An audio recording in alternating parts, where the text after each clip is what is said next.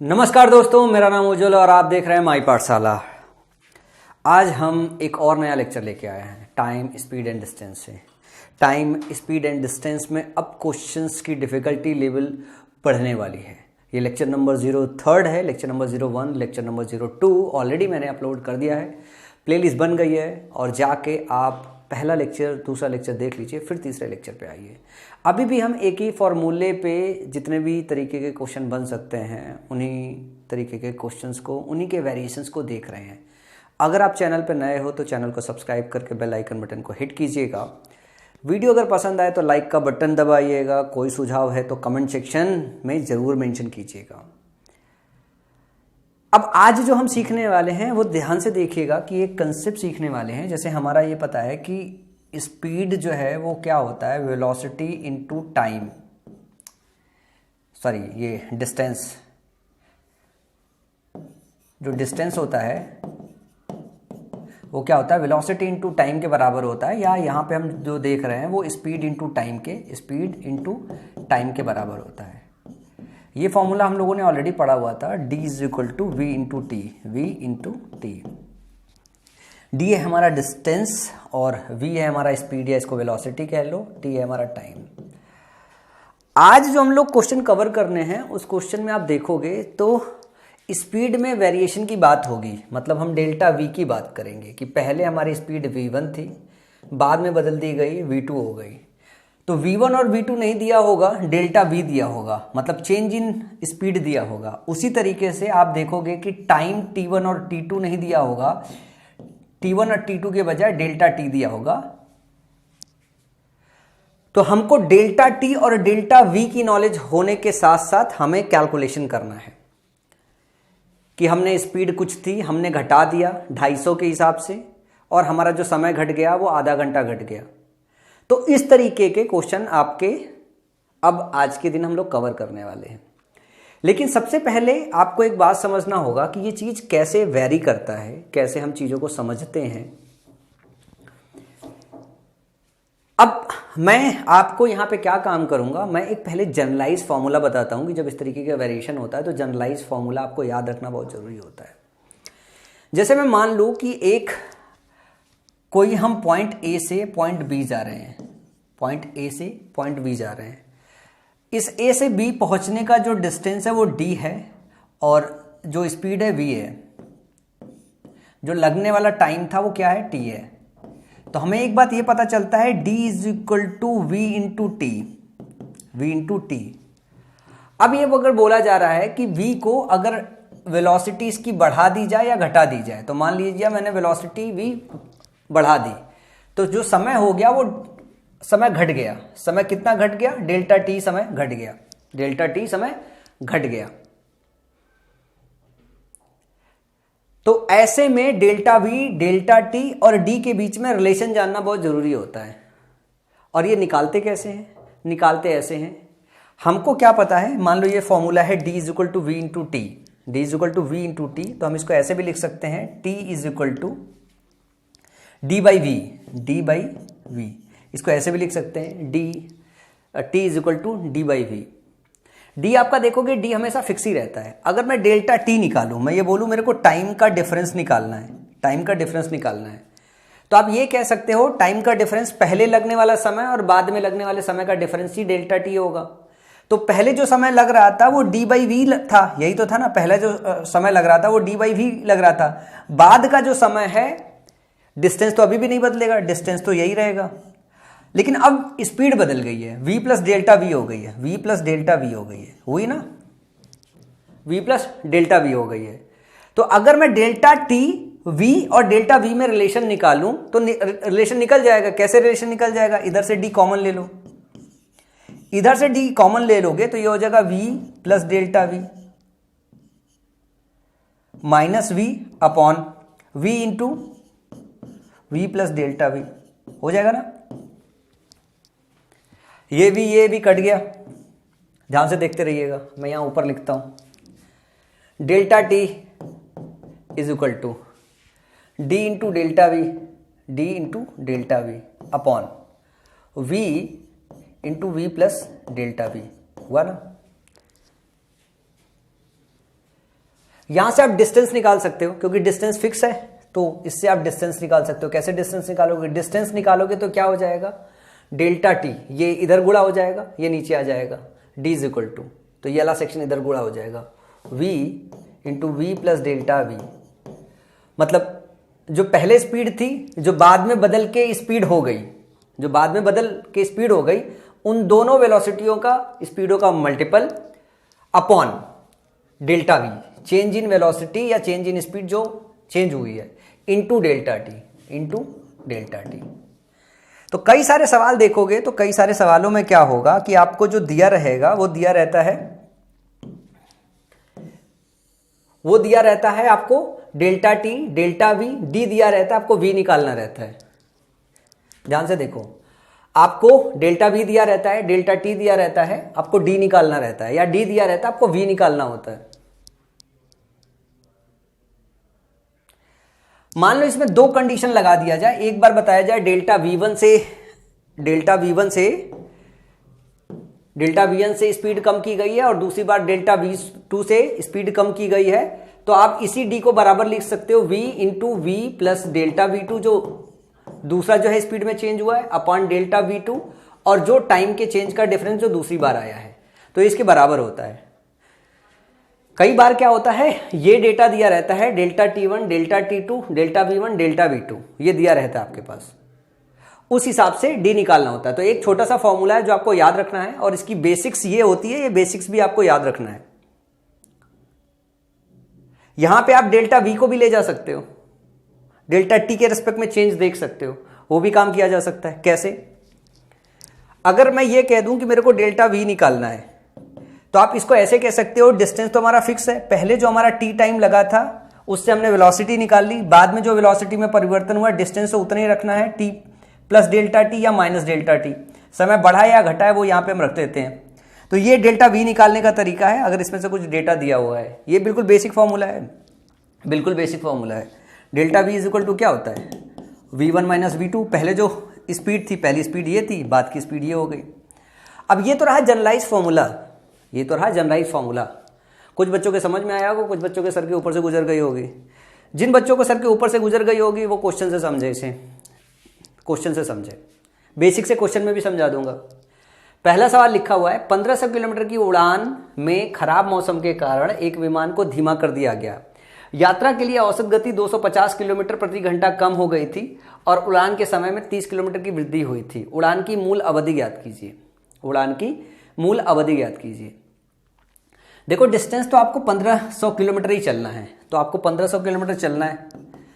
बोल रही है कि 1500 किलोमीटर चलने पे स्पीड नहीं दिया हुआ है, स्पीड कुछ था। तो मान लो पहले जो समय लगता था वो, मतलब पहले उसकी मान लो कोई स्पीड थी, हमने v समय मान लिया, पहले कोई स्पीड थी, तो पहले जो उसे टाइम लगता था 1500 बाई v लगता था। फिर बात क्या हो रहा है कि यात्रा, मतलब मौसम खराब होने की वजह से यात्रा के लिए औसत गति 250 किलोमीटर कम कर दी गई है। मतलब ये जो स्पीड थी ये घटा के कितनी कर दी गई है, 250। तो जो समय होगा, स्पीड जब कम होती तो समय क्या हो जाता है, समय बढ़ जाता है। डिस्टेंस अभी भी 1500 किलोमीटर है। इन दोनों का डिफरेंस कितना है, सवाल में दिया हुआ है। समय का जो अंतर आता है वो 30 मिनट का आता है। 30 मिनट का मतलब हाफ एन आवर आता है। 30 मिनट का मतलब हाफ एन आवर। पहले जो समय लग रहा था, बाद में जो समय लग रहा था, जो बड़ा होगा इसमें, इसीलिए ये साइन बनाया है। इसका मतलब होता है बड़े में से छोटे को घटाना है। ये आधा घंटा के बराबर है। अब 1500 ऊपर है, ये डेटा ज्यादा है, ये डेटा कम है, मतलब ये वैल्यू बड़ी होगी। तो आप इसको ऐसे लिख सकते हो, 1500 upon v minus 250 minus 1500 upon v is equal to क्या हो गया, 1/2। 1/2 ये हो गया। इसको आप ऐसे भी लिख सकते हो, इसी चीज को ऐसे भी लिख सकते हो। अगर मैं ये कह दूं कि पहले अगर मान लो मुझे टी टाइम लगता था, अगर मैं टाइम में इस इक्वेशन को लिखूं और मैं डेल्टा टी निकालने की कोशिश करूं, डेल्टा टी निकाला हम लोगों ने ना, डेल्टा टी निकाला है। अगर मैं डेल्टा वी निकालने की कोशिश करूं, क्या करूं, डेल्टा वी निकालने की कोशिश करूं, तो डेल्टा वी कैसे निकलेगा। मान लो कोई समय टी लगता था, एक तो इक्वेशन आप इस तरीके से लिख सकते हो, दूसरा किस तरीके से लिख सकते हो। मान लो पहले ओरिजिनल जो टाइम था वो टी समय लगता था। अब क्या हो रहा है, वो समय कितना घट गया, टी माइनस 30 हो गया। उड़ान के समय में 30 मिनट की बड़ी हो गई, मतलब बड़ी हो गई, t+30 हो गई। डिस्टेंस तो अभी भी वो 1500 ही चल रहा था, तो पहले उसकी वेलोसिटी ये बनती, उसकी स्पीड ये बनती, अब उसकी स्पीड ये बनती है। इन दोनों का डिफरेंस दिया हुआ है 250, इन दोनों का डिफरेंस दिया हुआ है 250। अब इन दोनों इक्वेशन में से आपको क्या काम करना है, मतलब एक तो ये इक्वेशन बनी है, एक तो ये इक्वेशन बनी है। आपको क्वेश्चन में सावधानी से ये समझना है कि इस इक्वेशन को इस्तेमाल करना है या इस इक्वेशन को इस्तेमाल करना है। समय अगर पूछे तो इस इक्वेशन को इस्तेमाल करना है, वेलोसिटी पूछे तो इस इक्वेशन को बनाना करना है। इतना आपको क्या करना है, बस बनाना है। इतना बनाने के बाद आपको ऑप्शन एलिमिनेशन से इस तरीके के सवालों को सॉल्व करना है। अब आपको टाइम चाहिए तो टाइम के लिए आपको ये इक्वेशन बनाना है, वेलोसिटी चाहिए होता है तो ये आपको इक्वेशन बनाना होता है। अब टी की जो अलग अलग वैल्यू है ये इसमें डाल लो, ओरिजिनल टाइम पूछा है तो अगर ओरिजिनल टाइम तो टी ही माना हमने, तो टी की अलग अलग वैल्यू इसमें डाल लो जो वैल्यू सेटिस्फाई कर जाए। तो चलो इसको करके देखते हैं।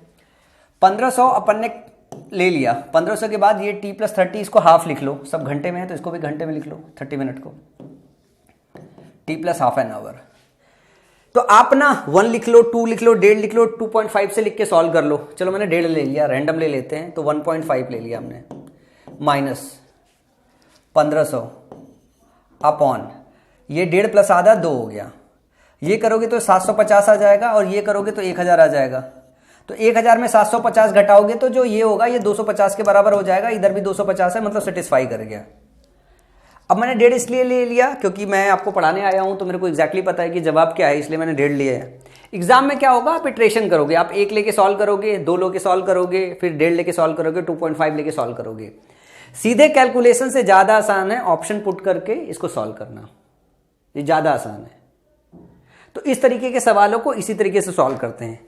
इसका दूसरा एक तरीका और है जिसको और शॉर्टकट कह सकते हो आप, वो भी आप अपना सकते हो, वो सीख लो कि कैसे लगाते हैं उस शॉर्टकट को। अगर आप ऑप्शन नहीं पुट करना चाहते हो तो आप सीधे सीधे इसको दूसरे एक तरीके से सॉल्व कर सकते हो। जैसे सवाल क्या दिया हुआ है, सवाल दिया हुआ है कि 250, इस तरीके के सवाल में ध्यान रखिएगा कि 250 किलोमीटर पर आवर की जो स्पीड है ये कम होती है तब आधा घंटे की वृद्धि होती है। यही तो बात हो रही ना, 250 किलोमीटर की कमी होती है तो आधे घंटे की वृद्धि होती है। तो इसको अगर मैं दोबारा इटरेट कर दूं कि 500 किलोमीटर पर आवर की अगर स्पीड में कमी होगी तो ये 1 घंटे की जो है वृद्धि हो जाएगी। इसी को थोड़ा सा और आगे बढ़ा दे, 750 किलोमीटर पर आवर की अगर वो होगी तो ये हो जाएगा 1.5 घंटे का। हर 250 किलोमीटर पे आधे घंटे की वृद्धि हो रही है। इसके बाद अगर लेके जाएं, अगर 1000 लेके जाएं तो 1000 किलोमीटर पर आवर की वृद्धि के लिए ये 2 घंटे की जो है क्या करनी पड़ेगी, वृद्धि करनी पड़ेगी। यहां तक आपको जाना है, ये मैंने लिख दिया, आप इसको हटा दो, ये बीच वाला सेक्शन समझने के लिए। आपको बस क्या करना है, आपको इसको क्रॉस में देखना है। क्रॉस में कैसे देखना है, इसको इधर से देखना है, इसको इधर से देखना है, इसको इधर से देखना है, इसको इधर से देखना है, इसको इधर से देखना है, इसको इधर से देखना है। क्योंकि स्पीड और टाइम का रिवर्स रिलेशन होता है, इस वजह से इसको ऐसे देखते हैं। अब इसको आपको ऐसे समझना है, पहले इसको गुणा करते हैं। ये जब आप स्पीड में टाइम का गुणा करोगे तो हमको क्या मिलता है, डिस्टेंस मिलता है। अगर आप 1000 में 3 मतलब 1.5 का मतलब 1.5 है, इसका गुणा करोगे तो कितना हो जाएगा, 1500। फिर 750 में 200 का गुणा करोगे तो कितना हो जाएगा, 1500। आपको ये इतने समय तक इटरेट करना है कि जब इधर से इधर का गुणा और इधर से इधर का गुणा बराबर आ जाए और वो इस डिस्टेंस के बराबर आ जाए, आपको वहीं रुक जाना है। फिर आपको बस इस बात को समझना है और इसको ऐसे पढ़ना है कि 1000 किलोमीटर पर आवर से जब वो उड़ रहा था तो उसे 1.5 घंटे लग रहे थे। रिवर्सल क्रॉस में पढ़ना है, 1000 किलोमीटर पर आवर से वो उड़ रहा था तो उसे 1.5 घंटे लग रहे थे। उसने जब 250 स्पीड कम की, 250 स्पीड कम करी तो उसको जो समय लग रहा है वो 2 घंटे लग रहा है। इसका मतलब कितना, आधा घंटा ज्यादा लग रहा है। आधा घंटा ज्यादा लग रहा है जब 250 से स्पीड कम हो रही है। तो आपको स्पीड भी मिल गया, आपको टाइम भी मिल गया। आपको स्पीड मिला 1000 किलोमीटर पर आवर और इसके रिस्पेक्ट में जो टाइम है वो इसके क्रॉस में है, 1.5 घंटा लग रहा था। तो अगर यहां स्पीड पूछता तो आप क्या बोलते, 1000 किलोमीटर पर आवर के हिसाब से क्या हो रहा है, जो है वो उसकी ओरिजिनल गति थी जिससे वो उड़ रहा था। ये इसे 250 कम करता, मतलब 750 पे आता तो उसे कितना समय लगता है, 2 घंटे लग रहा था। ओरिजिनल उसे कितना लग रहा है, 1.5 घंटे लग रहा है। ये वाला जो टेबल है ना, यही टेबल इस तरीके के क्वेश्चन में अपने को इटरेट करना है। आप इसको बेसिक से भी सॉल्व कर सकते हो, जैसे मैंने अपने सिखाया ऑप्शन पुट करके, उससे ज्यादा ये आसान है। जब ये वाला मेथड काम ना करे, कई बार ये डेटा ऐसा आ जाएगा कि इटरेशन में फिट नहीं बैठेगा, तब आपको वो सिंपल सा बेसिक फॉर्मूला लिख के इस तरीके के क्वेश्चन को सॉल्व करना है। ये बहुत मजेदार कंसेप्ट है। चलो अगला क्वेश्चन मैं दिखाता हूं, इसको इटरेट करो। पहले तो मैं बिल्कुल आसान से फटाफट आपको सिखाऊंगा टेबल मेथड से। 6000 किलोमीटर की उड़ान में खराब मौसम के कारण एक विमान को धीमा कर दिया गया था। यात्रा के लिए औसत गति 400 किलोमीटर प्रति घंटा कम हो गई थी और उड़ान के समय में 30 मिनट की वृद्धि हुई थी। उड़ान की मूल अवधि ज्ञात कीजिए। सवाल क्या कह रहा है कि 400 किलोमीटर अगर हम कम कर रहे हैं तो कितना समय में वृद्धि हो रहा है? आधा घंटा। अगर मैं इस टेबल को और बताऊं, 400 का अगर 800 कम करेंगे तो कितने की वृद्धि होगी? 1 घंटे की। 1200 करेंगे तो हमें 1.5 घंटे की करनी पड़ेगी। अगर हम 1600 की वृद्धि करेंगे, मतलब कमी करेंगे, तो ये कितना हो जाएगा? 2 घंटे की वृद्धि हो जाएगी। इसी तरीके से अगर हम 2000 की कमी करेंगे तो ये 2.5 घंटे की हो जाएगी। और इसी तरीके से हम 2400 की करेंगे तो ये कितनी की हो जाएगी? 3 घंटे की। हमें जाना कहां तक था? हमें जाना वहां तक था जब हमें 6000 किलोमीटर मिल जाए। जब यहां आप ध्यान से देखोगे कि 2000 में 3 का गुणा करोगे तब आपको 6000 मिलेगा, जब 2400 में 2.5 का गुणा करोगे तब आपको 6000 मिलेगा। इसका मतलब क्या है कि जब 2400 किलोमीटर पर आवर के हिसाब से स्पीड थी तो 2.5 घंटा उसे लगता था 6000 किलोमीटर सफर तय करने में। उसने स्पीड को कम की कितनी? 400 से कम किया, और जो समय कम हुआ, वो जो वृद्धि हुई समय में, वो आधे घंटे की वृद्धि हो गई। तो अब सवाल क्या पूछ रहा है? सवाल बता रहा है उड़ान की मूल अवधि ज्ञात कीजिए। तो मूल अवधि कितनी है? 2400 से चल रहा था 2.5 घंटे। तो सही ऑप्शन क्या हो जाएगा? डी ऑप्शन होगा। अगर यहां पे स्पीड पूछता ओरिजिनल तो वो क्या हो जाता? 2400। आप इसको फॉर्मूले से भी कर सकते हो, इक्वेशन बना के भी। जैसे इक्वेशन समझ में आए किसी को, हमने लिया 6000 चलने में टी समय लगता था। अब क्या हुआ? इसी 6000 में उसको अब कितना लग रहा है? इसी 6000 में अब उसको कितना समय लग रहा है? उसे लग रहा है T plus half an hour, यही लग रहा है ना। तो ये 6000 में जब ओरिजिनल समय का भाग दिया तो पहला स्पीड, ये बाद वाला स्पीड, इन दोनों का डिफरेंस क्वेश्चन में क्या दिया है? 400। अब इस टी की वैल्यू 2.5 पावर पुट करोगे तो आपको डेटा क्या मिल जाएगा? आपको ये इक्वेशन बैलेंस मिल जाएगा। बस इतना ही करना है। आप इससे कर लो या इससे कर लो, दोनों में से किसी को अपना लो। जिस चीज को अपनाओगे उससे आपका क्वेश्चन सॉल्व हो जाएगा। ये एग्जाम के सबसे डिफिकल्ट क्वेश्चंस हैं जो आपके मेंस एग्जाम में आते हैं, और इसको इतनी आसानी से सॉल्व किया जा सकता है, लेकिन ये आपको अंडरस्टैंड करना है। चलो अगले सवाल पे लगाओ इसे आप लोग। मैं किनारे हटता हूं, आप इसमें लगा के देखो। एक ट्रक एक निश्चित गति से 384 किलोमीटर की दूरी तय करता है। यदि गति 16 किलोमीटर प्रति घंटा कम की जाती है तो समान दूरी तय करने में 2 घंटे अधिक लगेंगे। मैं मोटा मोटा यहां से पकड़ता हूं, पहले टेबल फॉर्मेट में। 16 घंटा कम करने पे 2 घंटे अधिक हो रहे हैं। 32 अगर कम करेंगे तो 4 लगेंगे। 64 अगर कम करेंगे तो अपने को क्या लगेगा? 6 लगेगा। क्या देखो 384 आ गया है, अभी भी गुणा करोगे 384 नहीं आएगा। ध्यान से देखो, 6 का गुणा करो, 64 पे 4 का गुणा करो, क्या 384 आ रहा? नहीं। फिर जब आप 128 पे पहुंचोगे और जब इसमें 8 पहुंचोगे तो 8 चौका 32, 8 छंग 48, इधर से 4 चौका 16, 4 छंग 24, क्या ये हो रहा है? 6 दूनी 12, 6 18, नहीं 64 का 16 दूनी 32। अच्छा डबल नहीं करना होता यार, सेम जोड़ना होता है। ये गड़बड़ हो गया, कुछ गड़बड़ कर दिया। 16 दूनी 32, ये ध्यान रखना कि 16 से 32 गए, 32 से 64 नहीं जाना है, इसमें 16 जोड़ना है। इसमें जैसे जोड़ोगे 48 होगा, इसमें हो जाएगा वो 6। मतलब इसको डबल नहीं करते जाना है। 16 का 32 किया, 32 में फिर से 16 जोड़ना है, फिर 16 जोड़ना है, फिर 16 जोड़ना है, इधर 2 जोड़ना है, फिर 2 जोड़ना है, फिर 2 जोड़ना है, ऐसे करके चलना है। तो 16 से 32 गए, 32 से 48 गए, 48 से अब हम कहां पे जाएंगे? 64 जाएंगे, और 64 पे ये पहुंचेगा 8। अगर आप इसमें देखोगे तो 8 बटे 64 गुणा करके देखो, 8 बटे 64, 8 चौका 32 और 32 6 38। तो यहां पे 384 मिल जाएगा। जब यहां पे 384 मिलेगा तो यहां पे देखोगे यहां पे 384 मिल जाएगा। इसका मतलब क्या है कि उसकी ओरिजिनल जो गति थी वो 64 किलोमीटर पर आवर के हिसाब से थी। जो समय ले रहा था वो 6 घंटे ले रहा था, समय ले रहा था 6 घंटे ले रहा था। बाद में क्या हुआ, उसने 16 के हिसाब से स्पीड कम कर दी और वो 48 के हिसाब से चल रहा था। अब उसको जो समय लग रहा है वो 8 घंटे लग रहा है। सवाल पूछा है मूल गति का 75% क्या है? मूल गति क्या है? 64। मूल गति हमारी 64 आ गई। इसका 75% मतलब 3/4 करना है। मतलब 16 तियां 48, 4 से काटोगे 16 कट जाएगा, 16 तियां 48। तो जो करेक्ट ऑप्शन होगा 48 kilometre per our, option D होगा करेक्ट। समझ में आई बात? कैसे निकाला?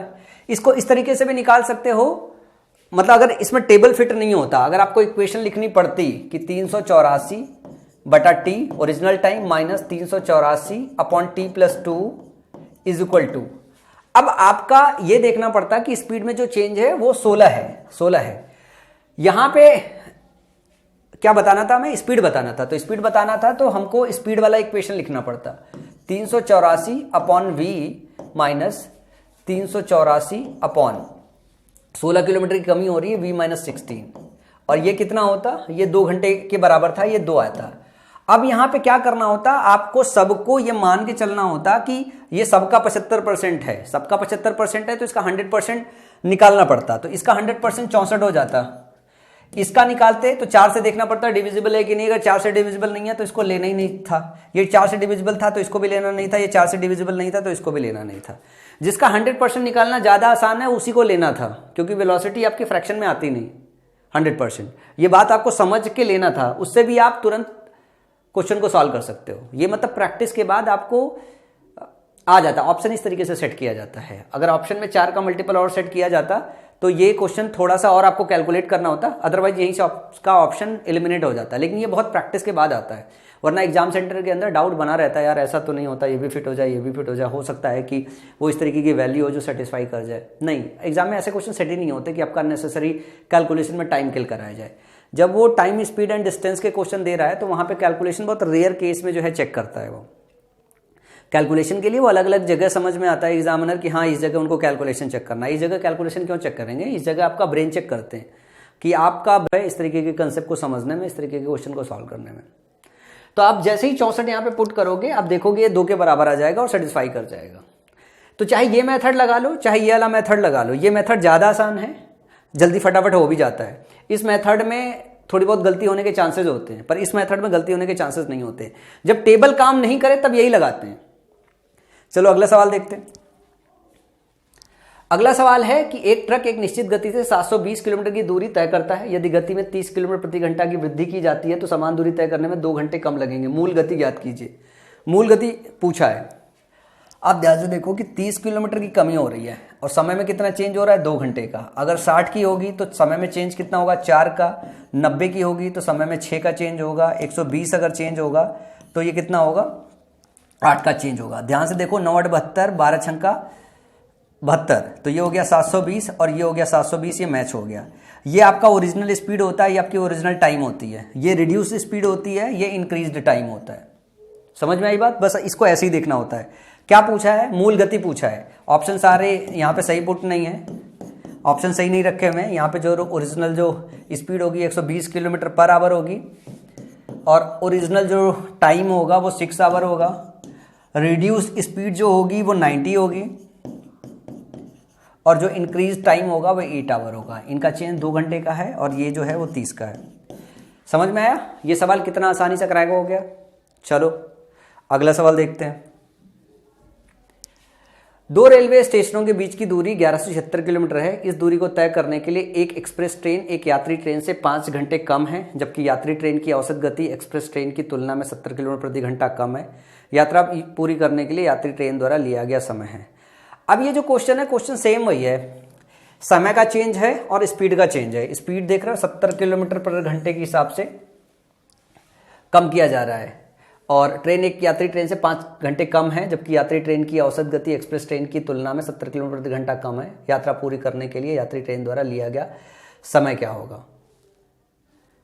1176 दिया हुआ है, 1176 दिया हुआ है। तो जब इस क्वेश्चन में कैलकुलेट करोगे तो आपका टेबल काम नहीं करेगा, मतलब इसमें टेबल काम नहीं करेगा। ऑलरेडी पढ़ाने से पहले अपन ये सब देख वेख के आते हैं, तो इसमें टेबल काम नहीं करेगा। इसमें आपको बेसिक फॉर्मूले के हिसाब से जाना पड़ेगा और बेसिक फॉर्मूले के हिसाब से जाना पड़ेगा। क्या पूछ रहा है? यात्रा पूरी करने के लिए यात्री ट्रेन द्वारा लिया गया समय क्या कीजिए।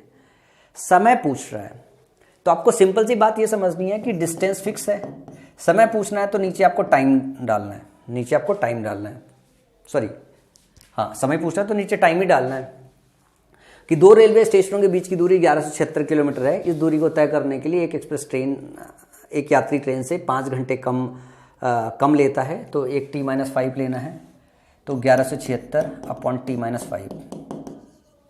अब इसमें से जो बड़ा हो उसको घटाएंगे तो जो हमारा चेंज आता है वो 70 किलोमीटर आना चाहिए। कितना आना चाहिए? 70 किलोमीटर आना चाहिए। यही है, यही अपने को बताना है।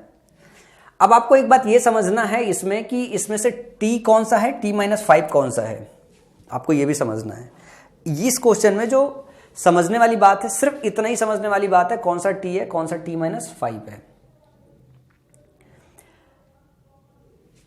इसको आप, अगर मैं सही में डिफरेंस निकालूं तो ये अगर ऊपर वैल्यू सेम है और ये नीचे कम वैल्यू है तो ये वैल्यू बड़ी होगी।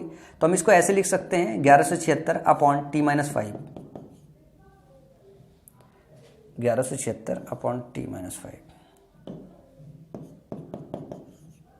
Minus 1176 upon t। पूछा गया है यात्री द्वारा तय करने के लिए यात्री ट्रेन द्वारा लिया गया समय क्या है। जो t है वो यात्री ट्रेन द्वारा लिया गया समय है, और ये जो t-5 है वो एक्सप्रेस वाला है। ध्यान से क्वेश्चन को पढ़िए। दो रेलवे स्टेशन के बीच की दूरी 1176 किलोमीटर है। इस दूरी को तय करने के लिए एक एक्सप्रेस ट्रेन एक यात्री ट्रेन से 5 घंटे कम लेता है। एक्सप्रेस ट्रेन यात्री ट्रेन से 5 घंटे कम लेता है। ये एक्सप्रेस ट्रेन है, ये यात्री ट्रेन है। ये एक्सप्रेस है, 5 घंटे कम ले रहा है ना। ये क्या है आपका, यात्री ट्रेन है, यात्री ट्रेन है। सवाल तो यही बोल रहा है ना, यात्री ट्रेन है। पूछा क्या, यात्री ट्रेन द्वारा लिया गया समय, तो मतलब ये यात्री ट्रेन द्वारा लिया गया समय है, ये यात्री ट्रेन द्वारा लिया गया समय है। तो आपको क्या काम करना है, सिंपली इन सब में 5-5 घटा दो। 18 में से घटाओगे तो 13 हो जाएगा, 18 में से घटाओगे तो 13 हो जाएगा। 5 23 में से 5 घटाओगे तो 18 हो जाएगा पेयर में। इसमें से घटाओगे तो 12 हो जाएगा, इसमें से घटाओगे 7 हो जाएगा। तो आपको क्या काम करना है, आपको डायरेक्टली 18 और 13 से भाग देना है। ये देखना है क्या ये 18 से कट पा रहा है। सबसे पहले तो यही देखना है ना, क्योंकि वैल्यू फ्रैक्शन में आना नहीं चाहिए, वैल्यू फ्रैक्शन में आना नहीं चाहिए। 70 है तो ये दोनों कट जाना चाहिए। इनमें से कोई भी 18 से देखोगे डिविजिबल नहीं आएगा, ऑप्शन ए नहीं हो सकता है। 18 से डिविजिबल नहीं आएगा तो ये भी डिविजिबल नहीं आएगा, ये भी नहीं होगा।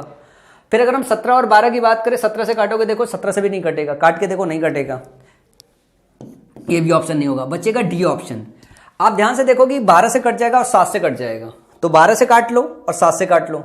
ये हो गया 12, ये हो गया 7, तो 1176 अपॉन 7 और 1176 अपॉन 12 काट के देखो।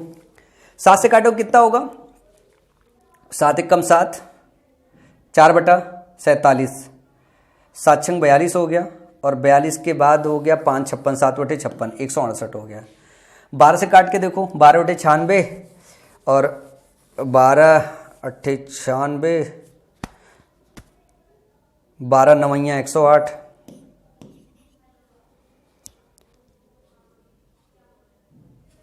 12 नवैया कितना होता है, 12 नवैया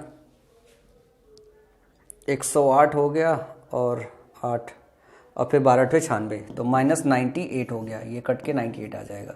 168 में से 98 घटाओगे तो कितना आ जाएगा, 70 आ जाएगा, जो कि सेटिस्फाई कर रहा है। मतलब ऑप्शन क्या है, ऑप्शन डी अपना सही है।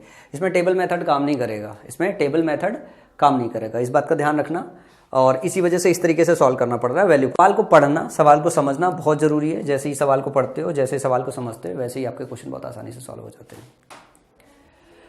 अगला सवाल देखो, एक धीमी ट्रेन बी की तुलना में एक तेज ट्रेन ए द्वारा 96 किलोमीटर की यात्रा 1 घंटा कम लेती है। यदि बी की औसत गति ए की औसत गति से 16 किलोमीटर प्रति घंटा कम है तो ए की औसत गति घंटे में क्या होगा। 96 किलोमीटर की यात्रा है, कितनी, 96 किलोमीटर की यात्रा है। आप टेबल से भी सॉल्व कर सकते हो, आप उससे भी सॉल्व कर सकते हो। तो एक धीमी ट्रेन बी की तुलना में एक तेज ट्रेन ए द्वारा 96 किलोमीटर की यात्रा 1 घंटा कम लेती है यदि बी की औसत गति ए की औसत गति से 16 कम है। तो 16 का अगर स्पीड डिफरेंस है तो समय का डिफरेंस 1 है।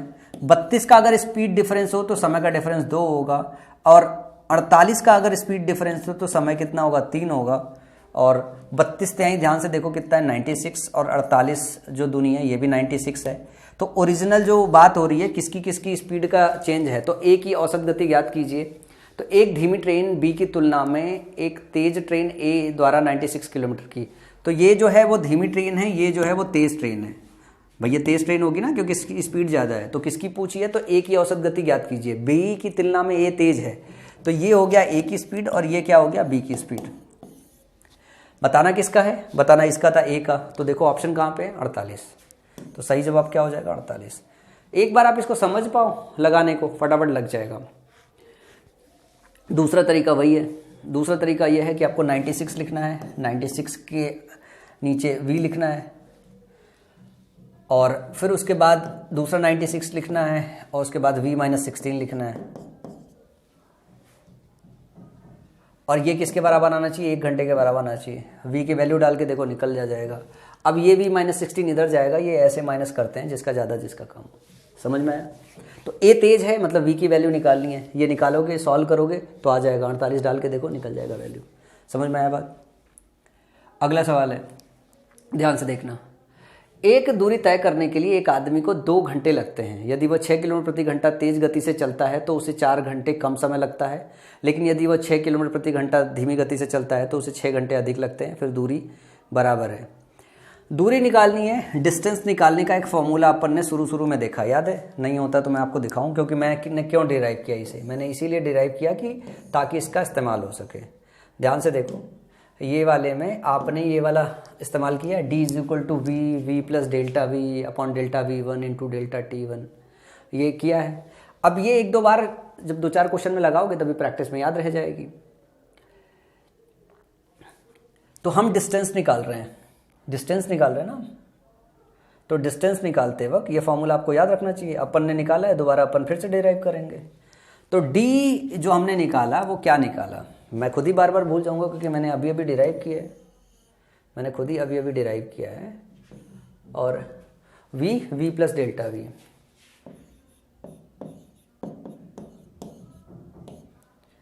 v1 upon delta v1 into delta t1, यही तो था। अब इसमें ध्यान से देखो कि इसमें दिया क्या है। एक दूरी तय करने के लिए एक आदमी को 2 घंटे लगते हैं। एक दूरी तय करने के लिए एक आदमी को t घंटे लगते हैं। For destination man takes t hours.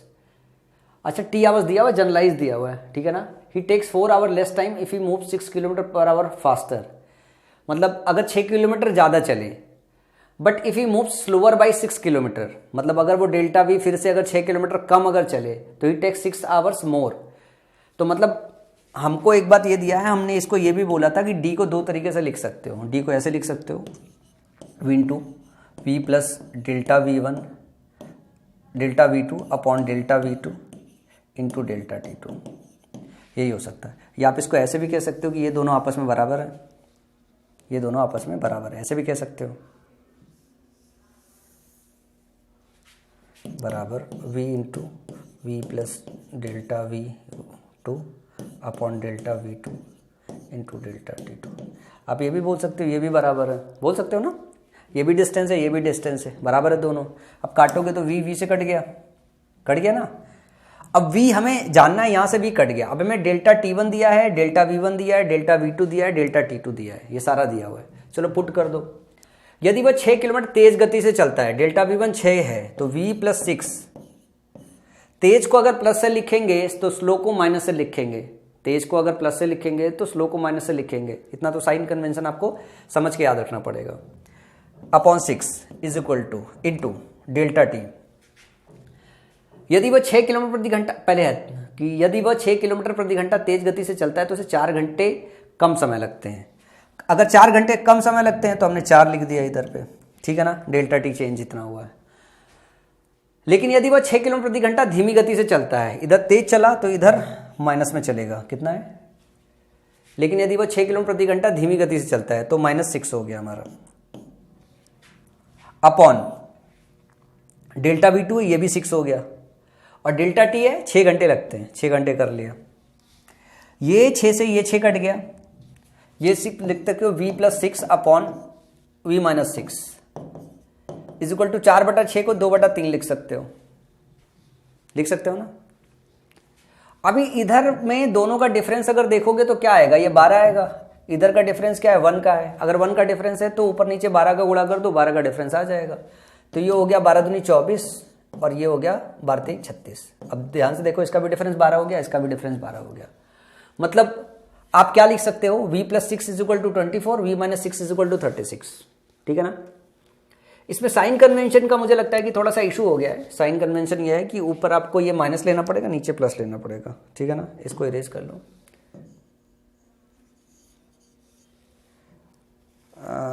v plus 6 upon v minus 6, हाँ ठीक है, ये जब यहाँ से कैलकुलेट कर रहे थे तो ये उल्टा हो गया, ठीक है ना। तो ये इसको सीधा कर लो, v माइनस 6 अपन v प्लस 6, ठीक है, जैसे लेंगे। अब कंपेयर कर लोगे तो v minus 6 is equal to 24 हो गया और v plus 6 is equal to 36 हो गया। तो v की वैल्यू कितनी आ गई, 30 आ गई। v की वैल्यू आ गई 30। तो जैसे v की वैल्यू 30 आ गई, आप किसी इक्वेशन में रख के वैल्यू निकाल सकते हो। ये d का ही फॉर्मूला तो रखा था, d is equal to v into we plus delta v upon delta v into delta t1। Delta t1 कितना था अपना, 4 था। तो v आपने निकाल लिया 30 और 30 प्लस 6 36 अपॉन 6 गुणे 4, 6 पंचे 30, 5 चौका 20 गुणे 36 और 36 दूनी 72, 720 किलोमीटर। कितना आ गया, 720 किलोमीटर। तो सही जवाब क्या होगा, सी ऑप्शन होगा, 720 किलोमीटर होगा। ये फॉर्मूला मैंने सिखाया था, बिल्कुल स्टार्टिंग में सिखाया था। तो इस तरीके के क्वेश्चन आपके आते हैं। चलो इस तरीके का सेम क्वेश्चन एक और प्रैक्टिस करते हैं, जिससे कंसेप्ट को और अच्छे से सीख जाओ। एक आदमी अपनी कार से एक निश्चित दूरी तय करता है। यदि वह अपनी गति में 10 किलोमीटर प्रति घंटे की वृद्धि करता है, मतलब हम डिस्टेंस का फॉर्मूला लिख रहे हैं, वो हो गया v प्लस डेल्टा वी, 10 लिख लिया हमने, अपॉन डेल्टा वी इनटू समय का अंतराल देखो कि वृद्धि करता है तो उसे 1 घंटा कम समय लगता है। तो डेल्टा टी जो है वो 1 घंटा है पहले केस में, लेकिन वह अपनी गति को 10 किलोमीटर प्रति घंटा से और बढ़ा देता है। और बढ़ा देने का मतलब यह है कि उसकी स्पीड ऑलरेडी कितनी हो गई थी, v प्लस 10 हो गई थी। अब इसको और 10 किलोमीटर चेंज किया है, तो अब ये क्या हो गया, v प्लस 20 हो गया upon v plus 20 into delta T. बढ़ा देता है तो वह 45 मिनट, 45 मतलब 3/4 आवर, यही हुआ ना, 3/4 आवर। अब इसको सॉल्व कर लो। ये जो पहला डेल्टा वी लिखा है अपन ने, ये तो 10 ही है, तो यहाँ 10 डेटा डाल लो। अब ध्यान से देखोगे तो v प्लस 10 कट गया, v प्लस 10 कट गया, ये हो गया इधर v/10 इज इक्वल टू, और v/20 और ये डेल्टा वी लिखा है ना, तो v/10 से फर्दर 10 चेंज हो रहा है, तो ये भी 10 ही हुआ यार। ये क्या हो गया, ये 10 ही हुआ, चेंज है ना, तो ये 10 का चेंज हो गया। तो ये 10 से ये 10 कट गया, तो ये भी हटा दो यार, ऐसे सीधे सीधे लिख के। ये हो गया v अपना, यहाँ से v बचा हुआ है, यहाँ से क्या बचा हुआ है, v प्लस 20 इंटू 3/4 या v upon v plus 20 is equal to 3/4। इधर का चेंज देखोगे तो 20 है, इधर का चेंज क्या है, 1 है। तो अगर 20 का चेंज करना है तो 20 से गुणा कर दो, तो 20 3 60 और 20 चौका 80। तो इससे पता चल जाता है v की वैल्यू 60 है, v प्लस 20 की वैल्यू 80 है। तो v हमारा मिल गया यहाँ पे 60 किलोमीटर पर आवर। अब आपको क्या काम करना है, अब आपको कैलकुलेट करना है किलोमीटर, तो इसी फॉर्मूले में डाल दो। ये हो गया अपना 60 किलोमीटर, 60 प्लस 10 70 अपॉन 10 इंटू 1, ये हो गया 7 6 42, 420 किलोमीटर आ गया। देखो कहीं ऑप्शन में दिया हुआ 420 किलोमीटर, ऑप्शन डी में दिया हुआ है, ये सही हो जाएगा। तो जो ये वाला फॉर्मूला है ना, वो आपको याद रखना पड़ेगा। 4-5 सवाल लगाओगे उतने में तो आपको फॉर्मूला याद रह जाएगा। कौन सा, distance is equal to v into we plus delta v upon delta v into delta t. अगर 2 दिया है तो v1 v2 t1 t2 कर लेना। ये जनरलाइज फॉर्मूला है जो आपको याद होना चाहिए, और शुरुआत में ही इसको डिफाइन कर दिया है। तो एक बार वीडियो अगर दोबारा इस कैसे आया है, कैसे डिराइव हुआ है, वो स्टार्टिंग में जाके एक बार चेक कर लो, ठीक है ना। तो ये फॉर्मूला आपको याद रहना चाहिए, बहुत आसान सा था। अब ये वाला सवाल देखो, ये वाले सवाल में क्या है, इस सवाल को आपको कैलकुलेट करने की भी जरूरत नहीं है, ऑप्शन से ही सॉल्व कर सकते हो। पहले सवाल पढ़ते हैं। एक कार स्थिर गति से P से Q तक यात्रा करती है। यदि इसकी गति 7 किलोमीटर प्रति घंटा बढ़ जाती है तो दूरी तय करने में 1 घंटा कम लगता है। यदि 5 किलोमीटर प्रति घंटा कम हो जाती है तो इसमें 1 घंटा अधिक लगता है। 2 शहरों के बीच की दूरी क्या है और कार की गति ज्ञात कीजिए। आपके पास ऑप्शन दिया है 210 35, 210 42, 22 35, 22 42। चलो पहले ही ऑप्शन से सॉल्व करके देते हैं। 210 किलोमीटर बोल रहा है कि 210 किलोमीटर ट्रेवल करने में ओरिजिनल है 35 kilometre per our, 35 kilometre per our. सवाल क्या कह रहा है, एक कार स्थिर गति P से Q तक यात्रा करती है। ये हमने डिस्टेंस मान लिया P से Q तक। यदि इसकी गति 7 किलोमीटर प्रति घंटा बढ़ जाती है, 7 किलोमीटर प्रति घंटा बढ़ेगी मतलब कितनी हो जाएगी, 42 किलोमीटर पर आवर।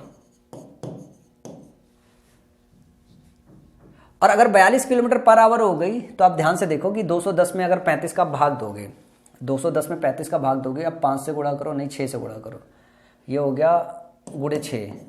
जैसे 6 का गुणा करते हो टाइम भी लिख लेते हैं इसके रेस्पेक्ट में, यहाँ पे टाइम लिख देते हैं, तो 6 किलोमीटर आ जाएगा, क्या हो जाएगा 6 आवर आ जाएगा। 6 आवर में इस स्पीड से 210 किलोमीटर ट्रेवल हो सकता है, या इसको ऐसे लिख लो 35 किलोमीटर पर आवर के हिसाब से चल रहा है, तो 210 किलोमीटर, ये हमारा पहला ऑप्शन था, इतना है। तो 6 घंटे उसे लगते हैं, 35 गुणे 6 गुणे 210। अब क्या सवाल बोल रहा है, सवाल ये बोल रहा है 7 किलोमीटर प्रति घंटा अगर बढ़ जाती है तो 35 से क्या हो जाती है 42। अगर 42 हो जाएगी, 210 घंटा लगेगा, तो समय निकाल के देखो समय कितना लगेगा। समय निकालोगे तो ये 5 हो जाएगा, 5 दूनी 10, 5 का 20, 21, तो 5 आवर हो गया। इसी तरीके से बोल क्या जा रहा है कि अगर यदि दूरी तय करने में 1 घंटा कम लगता है तो 1 घंटा देखो कम हो गया ना, -1 आवर, -1 आवर आ गया। दूसरा केस देखो, यदि गति 5 किलोमीटर प्रति घंटा बढ़ जाती है, मतलब यहां से क्या हो जाती है 40 किलोमीटर पर आवर हो जाती है, तो ये 210 किलोमीटर सफर करने के बीच में इसे 1 घंटा अधिक लगता है। 5 किलोमीटर ही है ना, 5 किलोमीटर पर आवर है, तो 210 में अगर 35 से 7 42 हुआ, 35 अच्छा घटाना है, 30 किलोमीटर पर आवर, ये हो रही +7 और ये हो रहा है -5, तो 30 से भाग दोगे तो क्या हो जाएगा 7 आवर हो जाएगा, 7 आवर हो जाएगा। तो देखो कंडीशन सारी सेटिस्फाइड हो रही है, पहले इक्वेशन में सारी इक्वेशन सेटिस्फाइड हो रही है, तो यही निकल जाता है। मतलब इस क्वेश्चन को सॉल्व करने की भी जरूरत नहीं है, मतलब बाकी ऑप्शन पे जाओगे टाइम लगेगा, कोई फायदा नहीं है। ये सबसे सही तरीका तो ऐसे ही कि ऑप्शन देख के इस क्वेश्चन को सॉल्व कर सकते हो। इस क्वेश्चन में कोई वैसे दम नहीं है अलग से जिसके लिए आप पूरा का पूरा सॉल्व करो, फॉर्मूला लिखो, फॉर्मूला लिख के पूरा बनाओ फिर सॉल्व करो, कोई नीड नहीं है। D = ये फलाट हिलाद फिर दोनों याद करो, कोई जरूरत नहीं है, इसको सीधे ऑप्शन से ही सॉल्व किया जा सकता है। तो टाइम एंड मतलब टाइम और स्पीड दोनों को चेंज करते हुए जो सबसे डिफिकल्ट क्वेश्चन बन सकते थे वो ये डिफिकल्ट क्वेश्चन थे, और उनके सोल्यूशन देख रहे हो कितने मतलब लप्पू से हैं, ऐसे मजाक मजाक में। लेकिन प्रोसेस अंडरस्टैंड करना बहुत ज़रूरी है कि टेबल हम तब तक इस्तेमाल में लेते हैं जब तक वो कटता रहता है, और अगर टेबल से अगर हम डिस्टेंस में मेंटेन नहीं करते स्टार्टिंग के कुछ क्वेश्चंस में, तो हम डायरेक्ट फॉर्मूला इस्तेमाल करते हैं, बेस पे जाते हैं, ऑप्शंस को चेक करते हैं। फिर उसके बाद जो दूसरी वैरायटी है जिसमें आपको ΔT1, ΔT2, T2 और ΔV1, ΔV2 दिया हुआ है, मतलब चेंज इन स्पीड 2 बार दिया हुआ है, चेंज इन टाइम 2 बार दिया हुआ है, तो आपको फॉर्मूला इस्तेमाल करना पड़ेगा D = स्पीड इंटू चेंज, दूसरी वाली speed upon change in speed into change in time. ये वाला फॉर्मूला इस्तेमाल करना पड़ा है, 2 बार दिया गया है तो 2 बार इस्तेमाल करना पड़ेगा, क्योंकि डिस्टेंस फिक्स है। ये क्या है आपका, ये फिक्स है, तो 2 बार टाइम चेंज हो रहा है, 2 बार वो चेंज कर रहा है, तो दोनों को क्या काम करो आप V1 V2 डाल के उनको बराबर कर दो, उससे आपकी वेलोसिटी कैलकुलेट हो जाती है। जैसे ही आपकी वेलोसिटी कैलकुलेट हो जाती है वैसे डिस्टेंस भी निकल जाता है सेम फॉर्मूले में डाल के। तो आज बस इतना ही, अगले क्लास में अगली कंसेप्ट सीखेंगे। मैं उम्मीद करता हूँ आज के लेक्चर में आप कुछ सीख पाए होंगे। अपना सुझाव नीचे कमेंट सेक्शन में जरूर दीजिएगा अगर कुछ हो तो।